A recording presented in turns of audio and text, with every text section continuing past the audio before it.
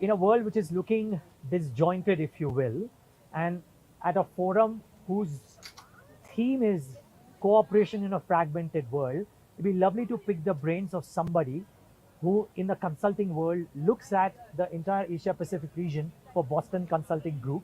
Neeraj Aggarwal joins us right now. Neeraj, great having you. Thanks for joining in. Lovely. Thank you for having me here. No, the pleasure is ours. So, how do you foresee what happens over the course of the next 1 or 2 years, considering that central banks are not taking decisions in unison, countries are turning more and more inwards for multiple things, and the fact that there is a lot of uncertainty around growth simply because of the actions that countries and the central banks are taking? So look, I think this year is going to be a bit of a topsy-turvy year, firstly, I hear. I mean, the growth rates in different parts, you take US, Eurozone versus Asia, are going to be widely divergent, right? I think China is just opening up, as you can see, and that's created its own dynamic in the world. What we are seeing is, particularly strong companies are still buckling down to say, look, this is our opportunity to pull away. So 75% of CEOs we talk to say uncertainty is an opportunity for us to pull away. But the reality is there are also 75% who say that, only about 15-20% are really able to pull away. And many others actually lose salience. So that's what's going on, I think. Okay, and you reckon this thing lasts until some events occur, like maybe if the US is going down and the Eurozone is going down, if they pull back from the slowdown of the recessionary phase, is that when some of these things change? Or so how would the 2 years I think they're conflicting messages. I mean, there's some part which says US is going down, but some other data is quite strong. I mean, the employment data in US is quite strong. Some people feel inflation is peaking, right? It's not going any further. So, and we see corporate balance sheets and individual balance sheets still not bad. So I'm kind of 50-50 on that. Euro certainly is in a tougher spot. There's no doubt about it. But even there, barring the energy crisis, which hasn't played as much, I'm still, more on the glass half full than the glass half empty. Okay. On that we may get away with a slightly softer landing, but not a very deep landing in some sense. I think as China opens up, this quarter will be very soft there. But the next quarter onwards, there's a lot of pent-up demand. The supply chains which will start picking up. But all said and done, I think in this, the shining light in the world certainly will be India and the Southeast Asian nations. I think trade opportunities are all shifting. And as the way the world shifts out geopolitically, I think these parts of the world are very well positioned. So it's up to them to grab the opportunity. Actually, it's great you bring this point. Somebody that we were talking to early in the morning mentioned that China plus one is passé. What's now happening is that their clients are telling them that it's a manufacturing organization. He said that it's China for China and India or Southeast Asia plus their own countries for the rest of the world. Do you sense that in your client conversations as well? So look, I think clients, supply chain diversification, manufacturing based diversification is big on clients' mind. There's no two ways about it. But there's also, they're saying it will vary by each micro sector, right? Where do we have the real talent and depth of talent? Like even if Apple wants to move all its manufacturing out of China, does it really have the opportunity to move it to Vietnam and India?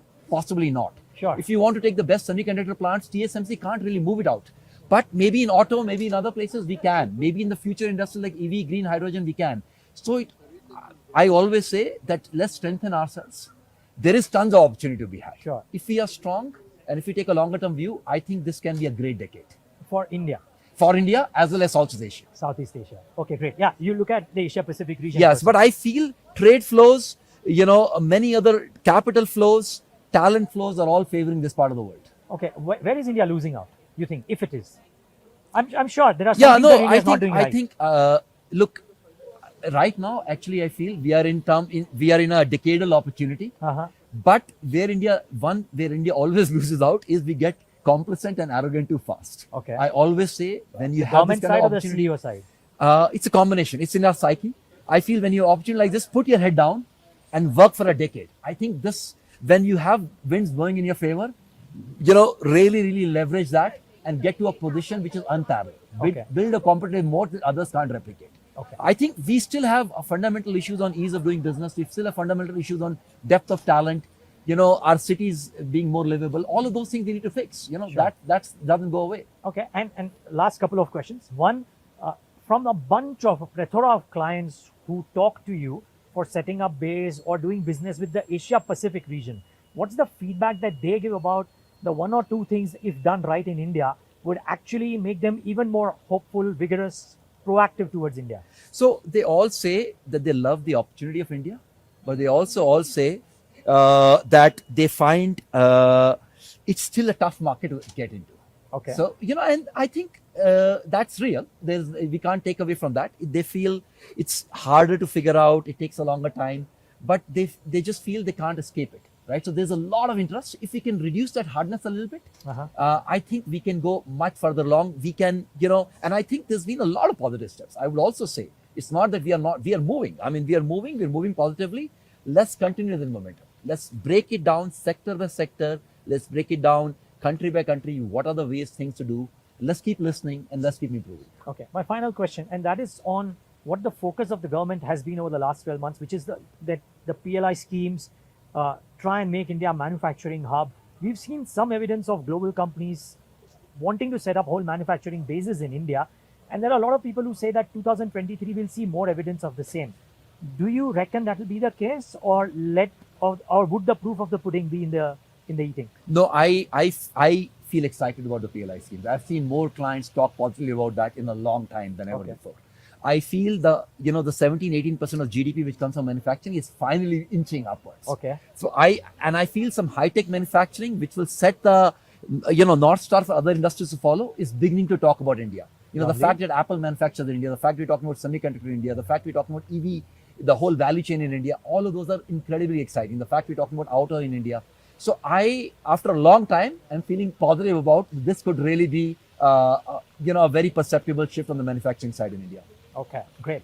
Thank you so much, Neeraj, for talking to us. On that note of optimism, we'll wrap it up out here at Davos with you, but look forward to stay connected. No, absolutely. It's a pleasure. Thank you for having me. And the pleasure was ours. Viewers, thanks for tuning in.